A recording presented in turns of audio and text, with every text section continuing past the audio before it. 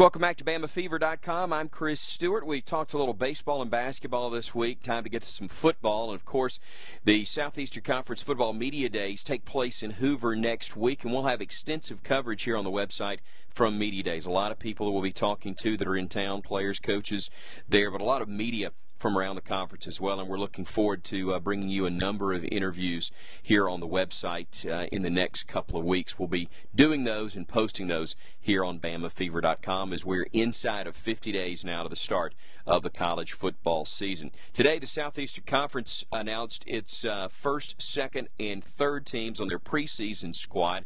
Alabama and Arkansas actually dominating. The Tide had 7 first-team selections on offense, defense, or special teams, and for a total of 13 players overall. Arkansas had 14 total players. That's the only school that had more on one of those 3 squads, first, second, or third team units, than the University of Alabama. Let's start on the offensive side. Again, this is the coaches' selections for all SEC preseason squads. You've got the Tide's Barrett Jones listed as an offensive lineman, and I think that's a good general term for him right now. Still to be determined exactly where he will line up for Nick Saban on that offensive front. He spent some time at left tackle during spring drills. He could work at either guard as well. Very talented young man, a junior out of Memphis. Not at all a surprise that he was named a first-team All-SEC pick for the Crimson Tide. Also, William Vallejos out of Mountain Brook, a senior who was named yesterday to the Remington Award watch list, goes to the nation's top collegiate center, and he is a first-team All-SEC pick at the center slot. And, boy, what a job he has done. 6'1", 294, that might be undersized in the minds of many, but still he has been so solid. 27 consecutive starts at the center position for Alabama over the last couple of years. And then you got Trent Richardson. No surprise that he is one of 2 running backs along with South Carolina's Marcus Lattimore.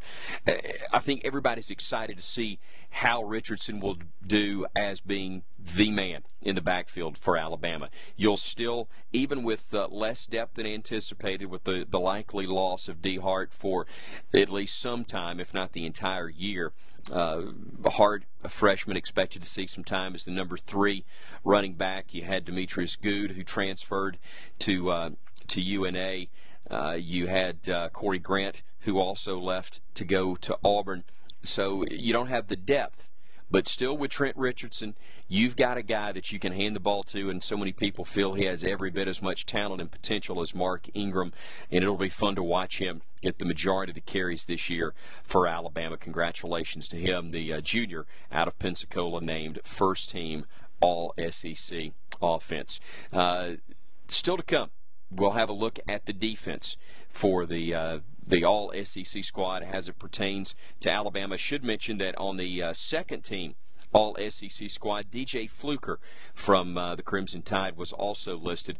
A lot of people think he'll be back at right tackle again for Alabama. Won't be at all surprised if that's the case, but just a sophomore and already named second team on that offensive line by the league's coaches. And one more I left off. I'm sorry, third team pick, Marquise Mays, the senior out of Birmingham. He's one of the guys that was on the preseason watch list for the Biletnikoff Award, going to the nation's top receiver. He and Darius Hanks and Deron Carter, who is yet to suit up for Alabama, the transfer from a junior college who originally was at Ohio State. He, along with Hanks and Mays, should give Alabama quite a very talented receiving corps once again. And even though they're going to miss Julio Jones, there's still a lot to be excited about where the Bama receivers are concerned. So Fluker, Mays, along with Vallejos, Richardson, and Jones, those guys named to the Southeastern Conference All-SEC preseason coaches squad, either first, second, or third team on offense. We'll talk defense tomorrow here on the site. Until then, I'm Chris Stewart for BamaFever.com.